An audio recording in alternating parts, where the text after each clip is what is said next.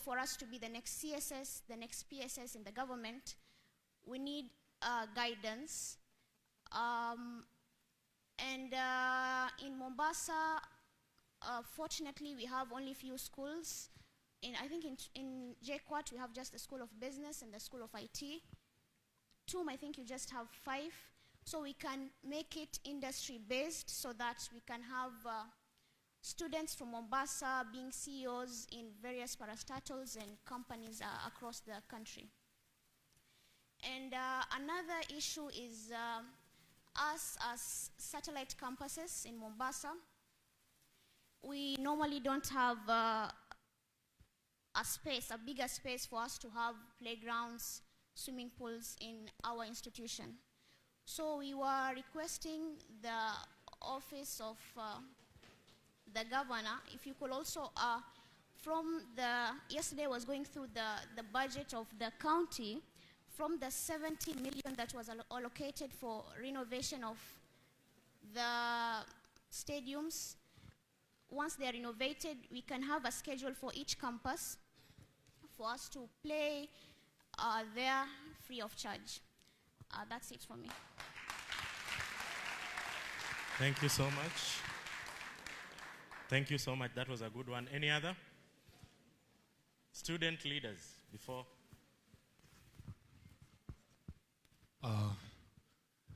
To our governor, Dr. Abdul Swamad Sharif Nasir, Vice Chancellor TUM, all protocol observed. Good evening. Now, first and foremost, my name is Duncan Otieno. I'm from Bandari Maritime Academy, and I'm representing Bandari Maritime Academy. And we've been having so many issues at Bandari that I would love to put across, yeah? So the first issue we are having is sea time. We are having a very big issue when it comes to sea time.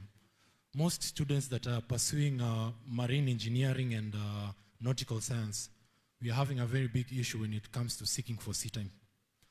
Then the other issue is also the allocation of help. I think that one has already been mentioned, so I wouldn't want to talk about it again. Then the other thing we are having, and this is a very big issue that I would love to address, it's in relation to Bandari Maritime Academy. There's a clip that was circulating some time back in the Senate. And this was in line with the recognition of certificates that are being offered in Kenya in the maritime sector. Most companies are not taking students from Kenya because they think our certificates are not recognized. A very good example is MSc. MSc is not taking students from Kenya as we speak. And this is a very big issue that needs to be attended to. Then another thing is also employment. As we all know, those who are in the maritime sector, when you check the ILO and IMO website, you'll realize that we have close to 25 ships, vessels, that are running under the Kenyan flag. Lakini these ships, we don't know where they are. We try to look for jobs, but tunaambiwa Kenya haina meli. And when this happens, you are forced to go and look for jobs outside. And this is a very big problem. Most of us are wamesoma.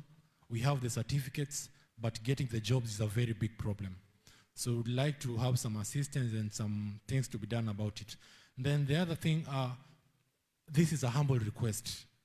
I love whatever TUM is doing.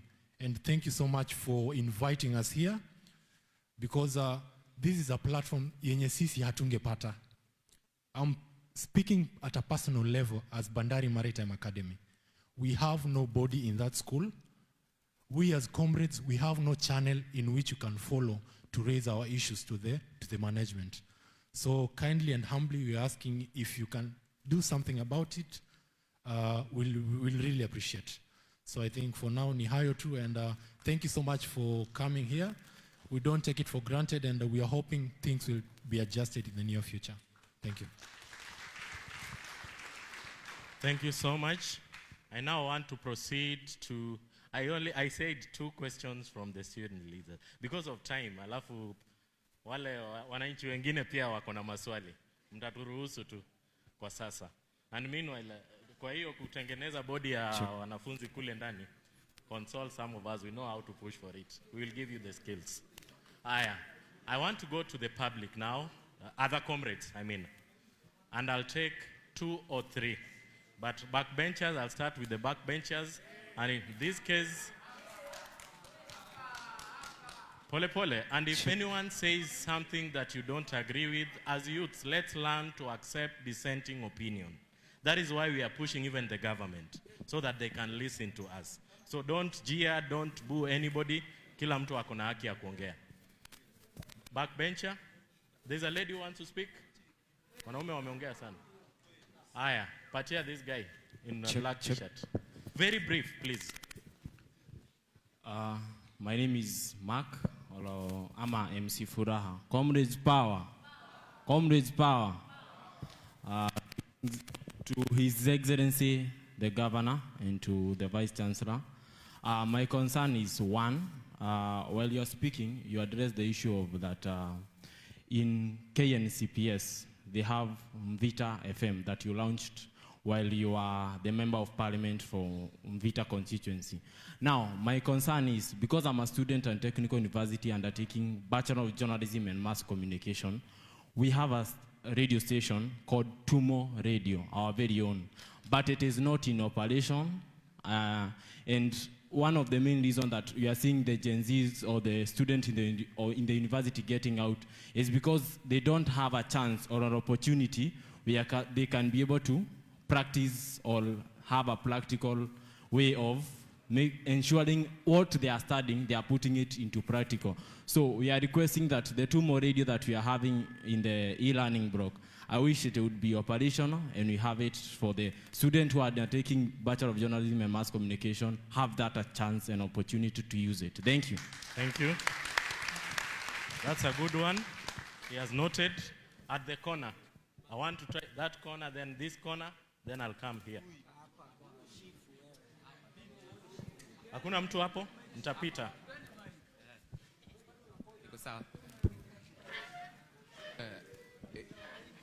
Your Excellency, the Governor, the Vice Chancellor, DVC, and all protocol of staff, good afternoon.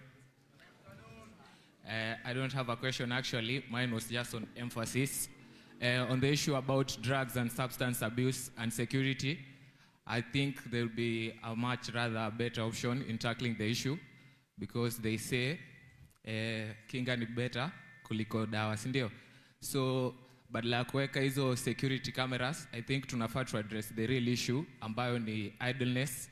Nimeinteract na vijana wengi mtaani na utapata kuwa hawafanyi crime ama hawa engage na drugs juu wanapenda.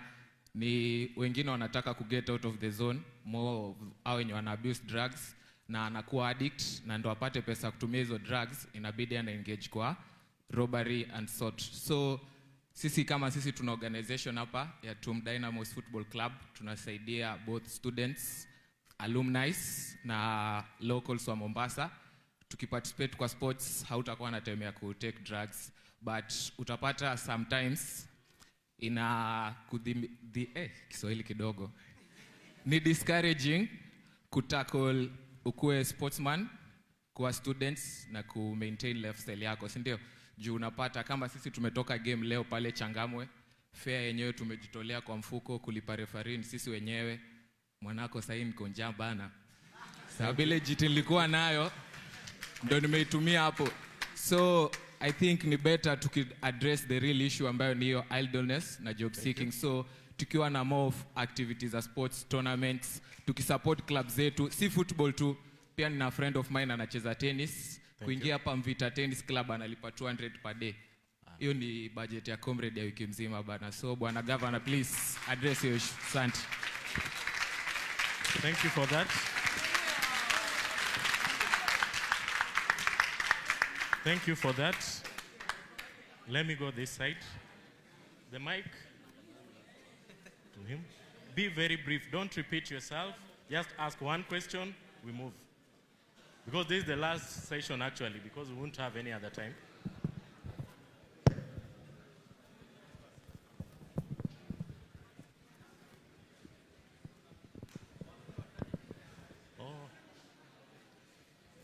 The one far end, what's your name? What's your name? Just say your name, I'll be able to. Hilary Onyango. Thank you. When you are speaking, ensure that you mention your name, please. Thank you, Hilary. Back to you. Comrades Power, Muko Salama. To my governor, my name is Amir. I'm Amiri. And I was not intending to speak, but the speech you gave, kidogo, raised some passion in me and some concerns too. And specifically you said, what triggered me to speak is when you say that we need to hold everyone accountable, isn't it? And you being 001, the top guy, I had some concerns that I would like for you to... Go ahead, ask the question. So firstly, is in terms of allocation of public funds. Kwenye pita yangu ya siasa, I did get a report... It's direct to the comrade issues, so that we can come back to you if it is not relating to the No, it was an open now for the public, you said? No, it's for the comrades first. That is why you see all these hands are up. Okay, go ahead, ask. Yes, you have been given a chance. I could be an alumni, probably. Ask. Okay. So, these are things that I came across, and they were concerning to me. And in the allocation of public funds, I read somewhere that under your tenure, when you came into power, you allocated 15 million Kenya shillings for the renovation of your governor's office. Okay? And along the same line, there was procurement of the public address system for the county government for 9 million Kenya shillings. Okay? So I was concerned in terms of the transparency, and I was concerned how does it align, that budget, how does it align with the priorities of our community? Thank you. That's a good question. Okay. Thank you. Secondly, let's give others a chance as well. I only have this one chance. I will never get it in my life. Okay? There are only 3 concerns, and they are genuine. Another person, please. Comrades, do you allow me? Do you allow me to continue, comrades? Please. So secondly... Okay. Go ahead. You said that you like engaging, and I will agree, you do engage the public. This is evident. But there's one point in case where I do not feel that you are truthful or it contradicts what you're saying, because recently there were hikes in parking fees, okay? I was affected directly. Nowadays I have to use the public service because of that. But I can remember, I follow very closely, okay, that there was no proper public participation in the hiking of fees, of the parking fees. So, I think you get my question there, right? Thank you. The governor will respond. Can I proceed? We have other people who also want to ask questions. So, hiya. Any lady? You know, we have to balance. The governor will respond to that. Karibu.